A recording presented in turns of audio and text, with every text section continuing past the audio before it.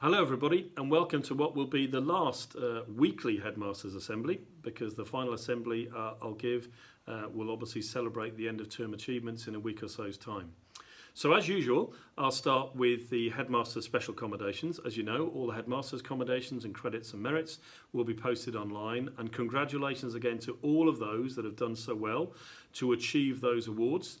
And again, it speaks volumes for how hard you continue to work online. So well done to all of you that had success there. So the Headmaster Special Accommodations, I'm delighted this week to award firstly to an individual who's produced a fantastic piece of work in drama for Mrs. Grant, an excellent set using cardboard, to Max Poyner. Well done, Max. I know Mrs. Grant was absolutely delighted with that. Congratulations.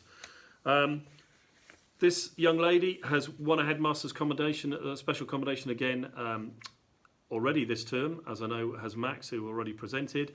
And this goes to Clarissa Wheeler again for an amazing piece of work. It was an incredible animation in history of the Black Death. So really great. Well done, Clarissa. And the final Headmaster's special accommodation goes to another individual who's won his second this term, I am delighted to say. And this again, an amazing piece of work in history, producing a diorama.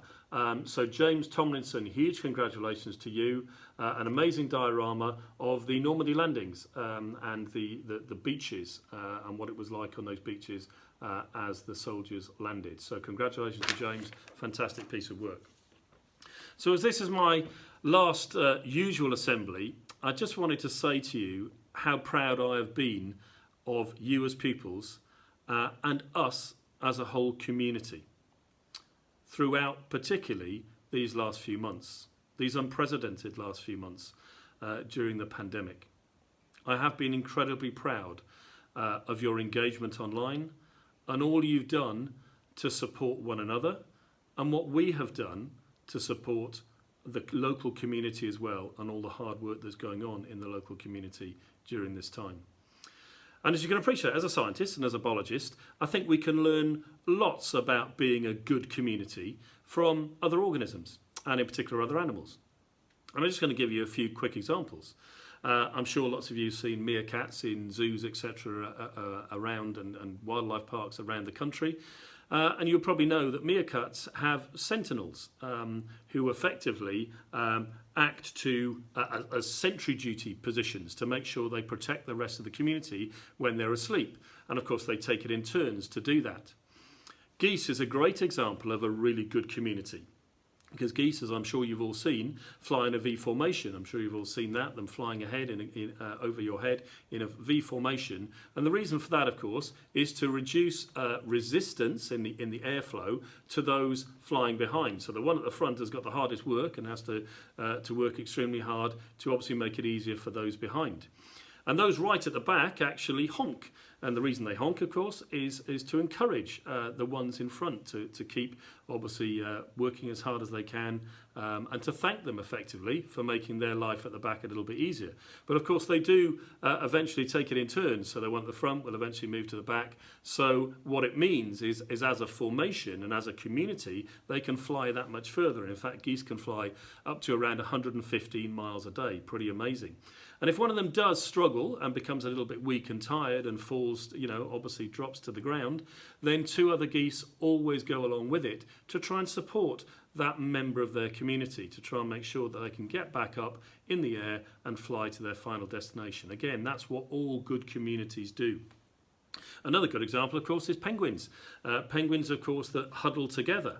And so, of course, those at the back will be exposed, to the coldness, and so as a result of that, of course, they take it in turns to be either in the middle of the huddle or to the edge of the huddle, where of course it's colder, so that they can obviously make sure they transfer body heat and keep one another warm. Again, supporting one another in a community. And as I said to you, that's what I'm so proud of us having done during these past few months. You as pupils have been quite terrific, supporting one another, and clearly us as a community, I hope, supporting everything that's going on within the country to ensure that we can get through what has been a very difficult and very challenging time. And of course, with everything going on the last couple of weeks, as I talked to you about as well, it's even more important that we celebrate individual successes within our community, our individualism, our differences. We are one community here at Worksop College and Ranby House, and I've been so delighted to have seen throughout the year how we have applauded and celebrated each other's successes in whatever guises they have been. And of course, within that community, to ensure that we continue to tolerate one another and make sure that we realise the importance of equality within our community. And I think one of the sort of mantras that I've always used is that sort of term of community, where effectively, if you use it as a bit of a sort of acronym, the C would stand in community for caring together, the O, one big group, the M, made by the people, the second M, made by our differences, the U, under one sky, the N, that we're all neighbours and friends within this community, the I, that we're all in perfect harmony with one another within the community, the T, that together, as a community, we can achieve, and the Y, yes, we can. Together, we are stronger, and together, we can achieve. So, as I finish my final normal assembly, I want to thank you for all you've done to support myself and Mrs. Price in our first year here. What has been a very strange and challenging year in many ways, and to congratulate all of you in your successes, whatever they might have been, and there have been many of them throughout this academic year. And I think if you'll allow me, because you'll remember that one of my first assemblies I did, I indulged you in a little bit of my interest, and I reminded you of a story of David and Goliath, and it was to do with my football team and the fact that Norwich City Football Club actually beat Manchester City very early on in the Premier League season. That Premier League season unbelievably still continues, and sadly Norwich are at the bottom.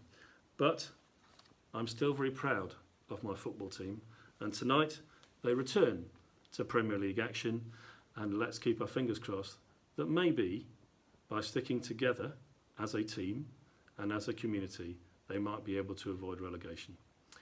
Stay safe and take care, and I'll speak to you all in a week or so.